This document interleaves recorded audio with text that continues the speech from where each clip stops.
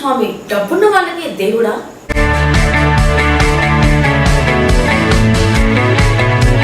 ఆ కలియుగ ప్రత్యక్ష దైవమైన శ్రీ వెంకటేశ్వర స్వామి గురించి ఈ ప్రశ్న ఎప్పటి నుంచో మనలో నలుగుతున్నా ఎవరు సరైన సమాధానం ఇవ్వలేదని అనిపించడంతో ఈ టాపిక్ మీ ముందుకు తెస్తున్నాం. వందల సంవత్సరాలుగా ఉన్న ఈ ప్రశ్నకు ఇవాళ ఫైనల్ ఆన్సర్ ఇచ్చేద్దాం పదండి.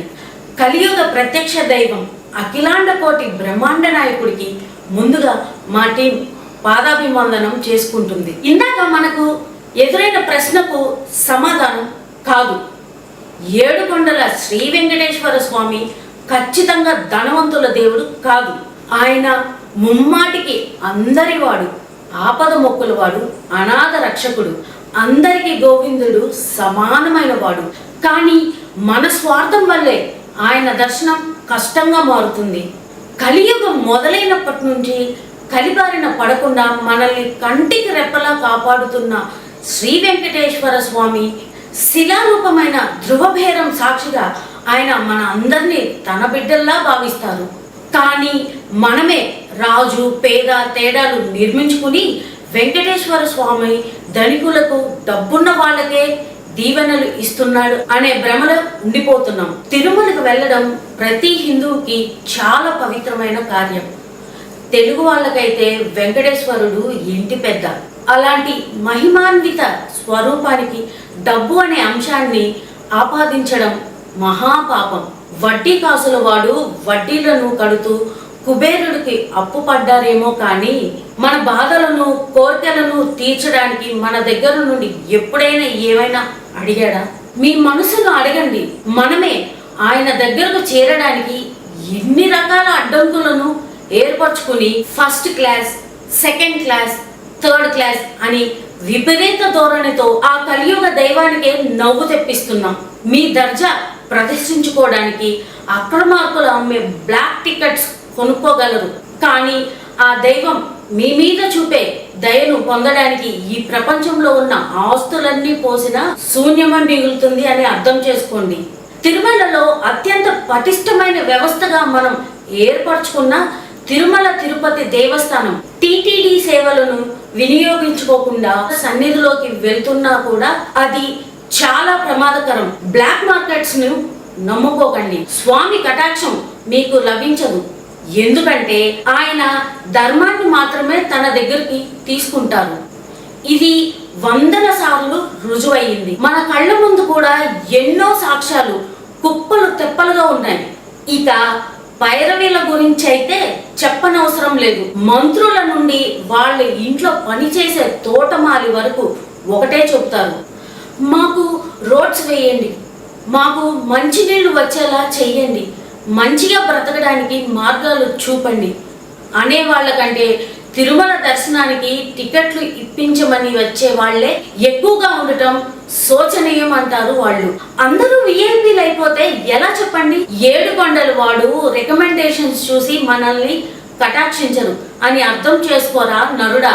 పైరవి వ్యవస్థలో ఆయనని లాగకండి అని దయచేసి కోరుకుంటున్నాం. తిరుమల మామూలు పుణ్యక్షేత్రం కాదు. అలిపిరిలో సెక్యూరిటీ చెక్ అయిపోయిన వెంటనే అక్కడ నిల్చుని పైనున్న కొండవైపు చూస్తూ మనస్సు నిండా సంతోషంతో కళ్ళ నిండా కన్నీళ్లతో మీరు పెట్టుకునే నమస్కారం ఉంది చూడండి, ఇది చాలు జీవితానికి అనే స్థాయికి వెంకటేశ్వర స్వామి మన జీవితాల్లో ఒక ముఖ్యమైన అంశంగా మారిపోయారు. మన చిన్నప్పటి నుండి మన అమ్మమ్మలు, నానమ్మలు, తాతయ్యలు, పెద్దనాన్నలు అందరూ మనల్ని వెంకటేశ్వర భక్తి సాగరంలో ముంచడమే దీనికి ముఖ్య కారణం. ఇంట్లో ఏదైనా శుభకార్యం అయితే ముందుగా మనందరి చూపు వెళ్ళేది వెంకటేశ్వర స్వామి ఫోటో వైపే. చేతులు అలా అంజలి ముద్ర వేయాల్సిందే. అదేనండి వినమ్రంగా గుండెల నిండా భక్తి విశ్వాసాలతో ఆ ఏడుకొండల వాడికి మనం పెట్టుకునే దండం, దానినే అంజలి ముద్ర అంటారు. ఆస్తులు పాస్తులు పోయినా కూడా మన ఇంట్లో ఉండే ఆ ఫోటో మాత్రం మన ప్రాణాలు పణంగా పెట్టేనా తెచ్చుకుందాం అనే స్థాయికి మన మనసు మనల్ని పరుగులు పెట్టిస్తుంది. దీనిని ఏమంటారు మీరే చెప్పండి. ఎవరైనా పోయినా మన చుట్టూ ఉన్న వాళ్ళు ఎవరి పనుల్లో వారు బిజీగా గడిపేస్తుంటే పోయిన ఆ మనిషిని ప్రాణంగా చూసుకున్న వారు మాత్రం వెంకటేశ్వర స్వామి ఫోటో వైపు దీనంగా చూస్తూ అలా ఉండిపోతారు.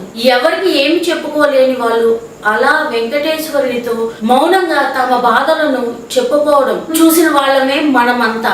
ఆనందానికైనా బాధకైనా మనకి గుర్తుకు వచ్చే నామం వెంకటేశ్వరుడిదే. ప్రాణం వదిలేసే ముందు పీల్చే చివరి శ్వాస కూడా వెంకటేశ్వర స్వామి గురించి అలా తప్పించిపోతూ ఉంటుంది. వెంకటేశ్వర స్వామిని మనందరం అంత బలంగా నమ్ముతాం, అవునా కాదా? మీరే చెప్పండి. Venkateswara Swami is not a entity called God but is the spirit of every Telugu person అని ఫారినర్స్ ఊరికే అనరు. వెంకటేశ్వర స్వామికి పొర్లు దండాలు పెడతాం. అనుకున్నదైతే 3000 పైచిలుకు మెట్లను ఏకదాటికే ఎక్కుతాం. మోకాళ్ళు అరిగిపోయేలా సేవలు చేస్తాం. ఎందుకు? ఇవన్నీ ఎందుకు? ఆయన మీద మనకున్న భక్తిని చాటుకోవడానికి. ఏ బుర్రకు తోచింది ఆ బుర్ర అలా చేస్తూనే ఉంటుంది. మనం ఆయన మీద పెంచుకున్న ప్రేమ అలాంటిది. దానికి కొలబద్దలు నిర్వచనాలు ఉండవు. ఆ తిరుమల క్షేత్రంలో ఏ మహత్యం లేకుండానే ఇవన్నీ జరుగుతాయా? వెంకటేశ్వర స్వామి భక్తుల కోరికలు తీరుస్తాడు కనుక ఆయనకు ఇలాంటి ఆదరణ ఉంటుంది అనేది మనలో చాలా మందికి ఉన్న అభిప్రాయం. కానీ ఇక్కడ మనం గమనించాల్సింది ఏంటంటే, కష్టాన్ని నమ్ముకొని ముందుకు సాగు, నీ వెనక ఈ 7 కొండల వాడు ఉంటాడు అని ఆయన ఇచ్చే భరోసా వల్ల ఒక పాజిటివ్ ఆరా కలిగి మన జీవితంలో వ్యాపార వ్యవహారాల్లో విజయాన్ని సాధిస్తూ ఉంటాం.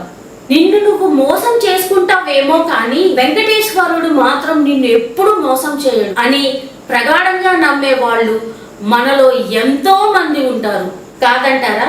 డబ్బులున్న వాళ్ళు మొక్కినా, లేనివాడు మొక్కినా, చివరకు చనిపోయి ఆత్మలుగా మారిన వాళ్ళు మొక్కినా వెంకటేశ్వరుడు అందరివాడు. సందర్భానుసారంగా మనం స్వామి మీద చూపించే ప్రేమలో తారతమ్యాలు ఉంటాయేమో కానీ స్వామి మన మీద చూపించే కరుణలో ఎలాంటి వ్యత్యాసాలు ఉండవు. గంజి తాగేవాడు మొక్కినా, బెంజు కారున్నవాడు మొక్కినా వెంకటేశ్వరుడికి అందరూ సమానం. ఇది నిజం నిజం నిజం. వెంకటేశ్వర స్వామిని ఈసారి దర్శించుకోవడానికి వెళ్ళినప్పుడు ఒక్కసారి ఆయన ముఖాన్ని చూడండి. మీకు మీ తల్లిదండ్రులు కనిపిస్తారు. అది మీకు కనపడిన రోజు మీకు నిజం అర్థమవుతుంది. దైవానికి మనకు ఉండే సంబంధం మెటీరియల్ గా ఉండకూడదు, ఇమ్మోర్టల్ గా ఉండాలి. ఓం నమో వెంకటేశాయ.